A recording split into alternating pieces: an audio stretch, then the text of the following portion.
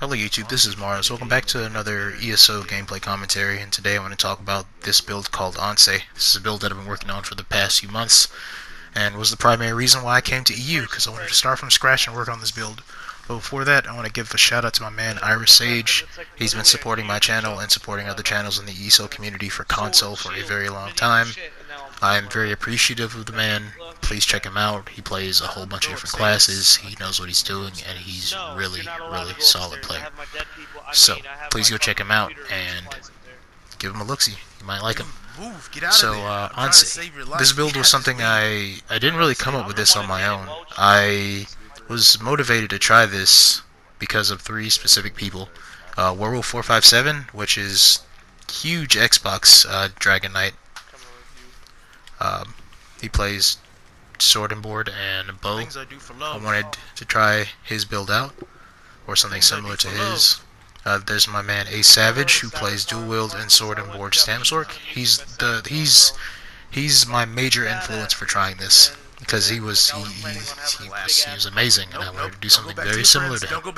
And there was my man Donzo PvP, who has the build called Sunder, which is probably one of his most popular builds on his channel, and was one of the major influences, actually kind of helped me put everything together. So yeah, a lot of that is from him. A lot of that is from them.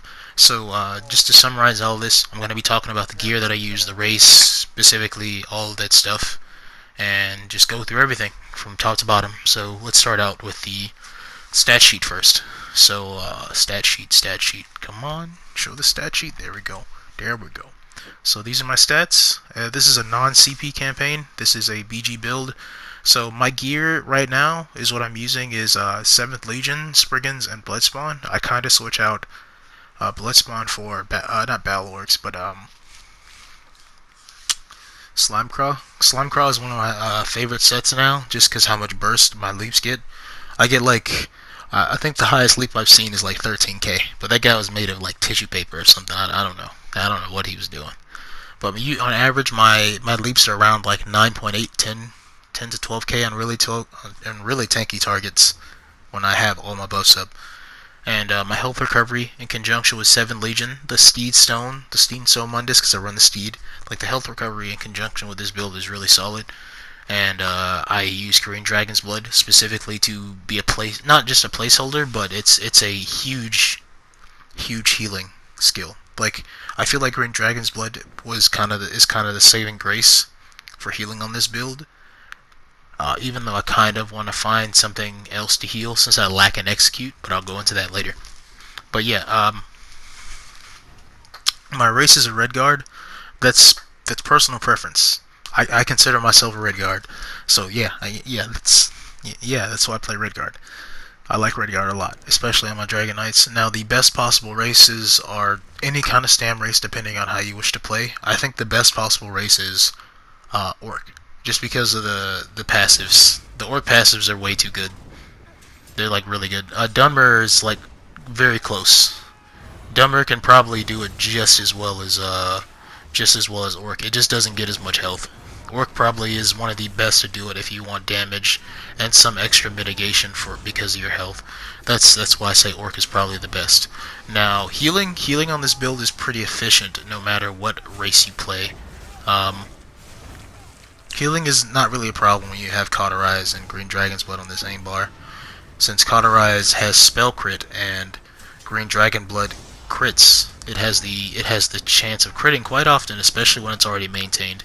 And Green Dragon's Blood is itself is a really good skill. Sometimes I forget to put up my volatile armor, and it kind of overheals me. It kind of takes the place of that draconic power ability. When you get if you have one activated, you get 12% increased healing.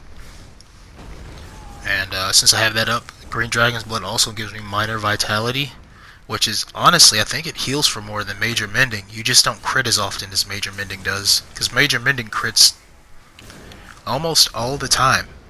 Not saying minor vitality doesn't crit, but it heals for more and more often, because instead of having Major Mending up for what, 5, 6 something seconds, Minor Vitality stays up for like 23 seconds with Green Dragon's Blood, and it's a better option because it's a burst heal that can influence itself to do more healing when Minor Vitality's up. and it gives you increased health recovery and increased stam recovery. And then in conjunction with Cauterize and Vigor, like if your hots remain up, and if you don't let them drop off, you can fight multiple people at one time, especially in a group fight. Like, you can pretty much heal yourself up to full a lot of the times. Your health bar won't move in most cases. That's only if you maintain your healing. If anything falls off, you'll start to see some dipping. But like, you can heal through most of the build. Oh yeah, also for sets, I forgot to say I'm using the Maelstrom Sword and Shield. Like, that's mandatory. You can't really play this build without Maelstrom Sword and Shield. You can. You just won't be able to sustain at all. Like, your sustain will go in the toilet. You won't have any sustain whatsoever. I'd say that unless you are an Argonian, Redguard would only have Stam sustain in that case. That'd be it. That'd be the only thing you can do if you play it as a Redguard.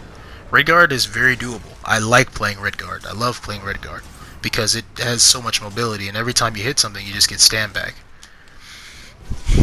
And also, I play this in a heavy armor setup. I don't play medium because medium it's possible, it's doable, but it's more doable on Stam Sork, but it's completely doable on DK if you're doing it in heavy armor, just because it helps out with your stamina and magicka sustain.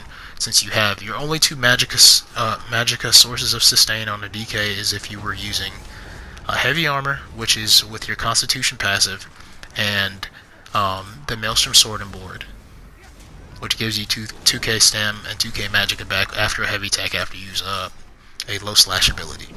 That's the only way you get magicka back. Other than that, you'd have to be an Argonian. You'd have to be an Argonian and use pots. Now, pots is another form of sustain, but that's like, I run through pots pretty quickly. I try not to, but like, when you just need resources, you have to use pots. It's like, because you're not always going to get your heavy attacks off. It's recommended to always do heavy attacks, and most people try to avoid them, and sometimes you just don't get them off, and it leaves you tapped out. So you have to use that.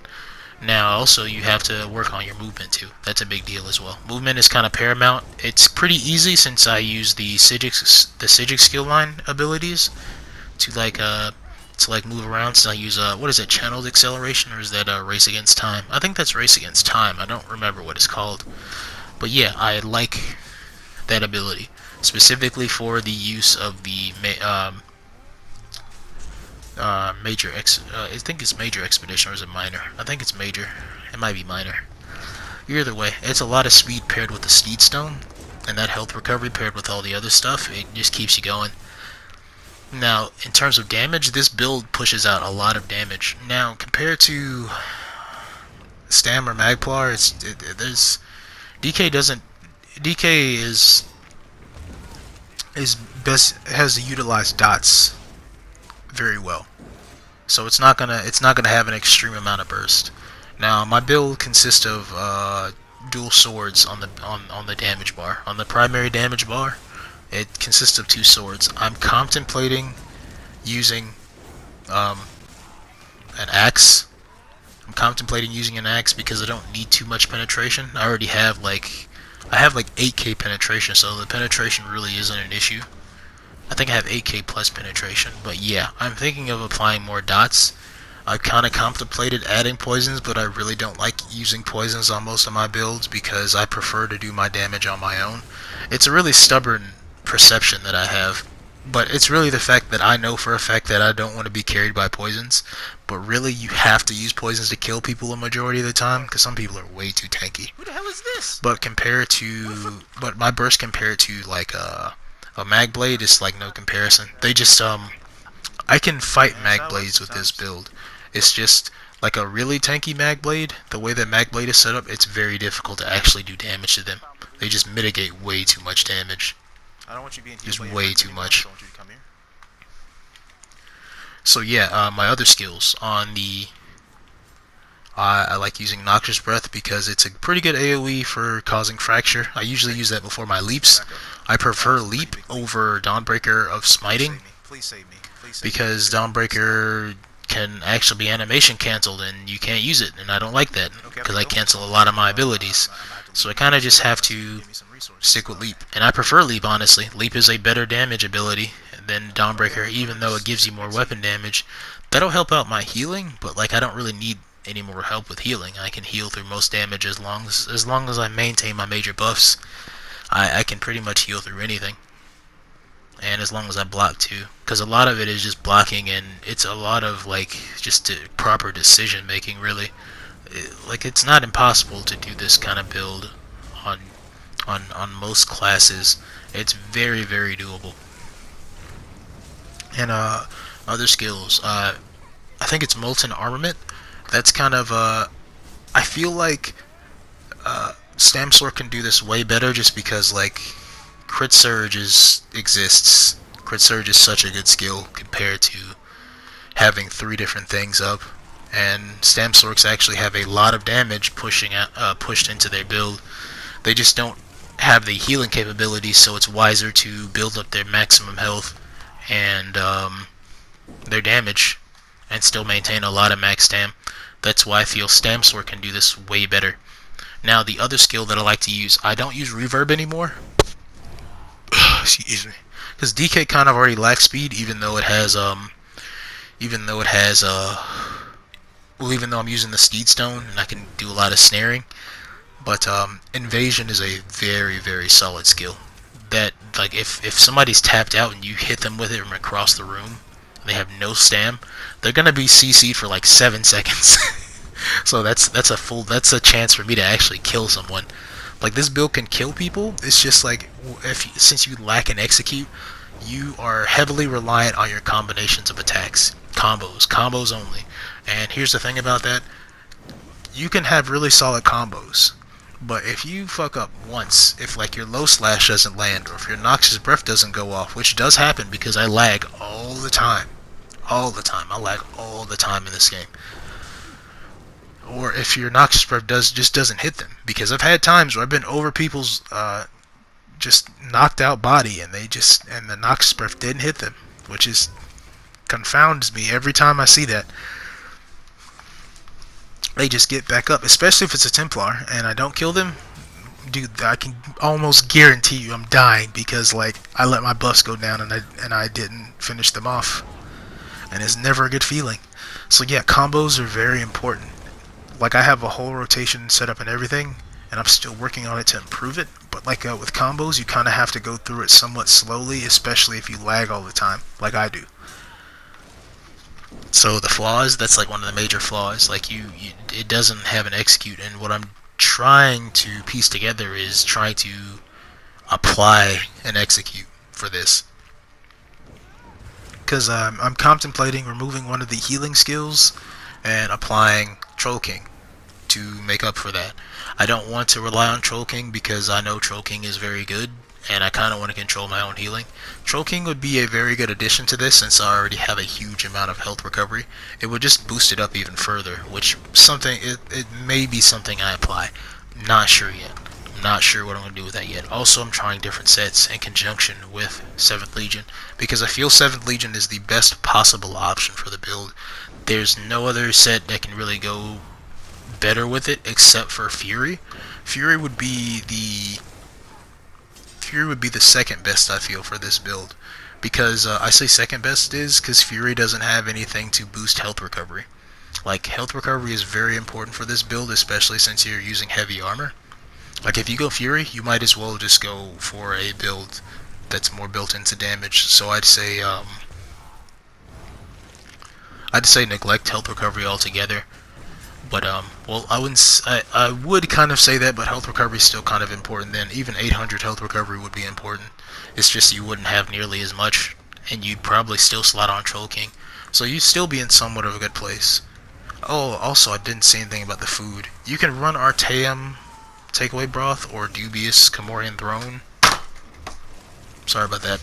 It's just like you won't get as much stam, and you kind of need a lot of magicka since you can't really build into recoveries like that. You can, but just don't rely on building into recoveries totally. Like I've tried using what's it called? Warzorga's smoked bear hotch, and I've used Artaeum takeaway broth. I like them because of the recoveries. They're very good, but you lose too much damage you lose too much damage, and you lose too much stam in Magicka. So the best possible food is tri-stat food, so like long fin pasties, or if you decide you want to use Shackle instead of Spriggans, Shackle is very good, and you can use any dual stat foods that give you higher bonuses to your max health and max stamina. That's a good way to boost that up too. That'll give you more damage, and that'll give you a bit more survivability. And the Shackle Breaker will make up for the missing max Magicka, because you have to have Magicka on this build because you have to maintain those pools. And really the future of the build, I'm still working on it. There's going to be a build video soon. There's going to be other stuff that's coming out for it soon. There's other stuff that I'm working on too, so you will be up to date. I'm going to try and focus on being more up to date with my builds and everything. I'm going to try and focus on not only just guides, but more entertainment. That's why I'm kind of communicating with you guys a bit more now. So, yeah, I feel like I got everything out I needed to say. I want to say keep slaying, guys. Thanks again for watching, and have a good night.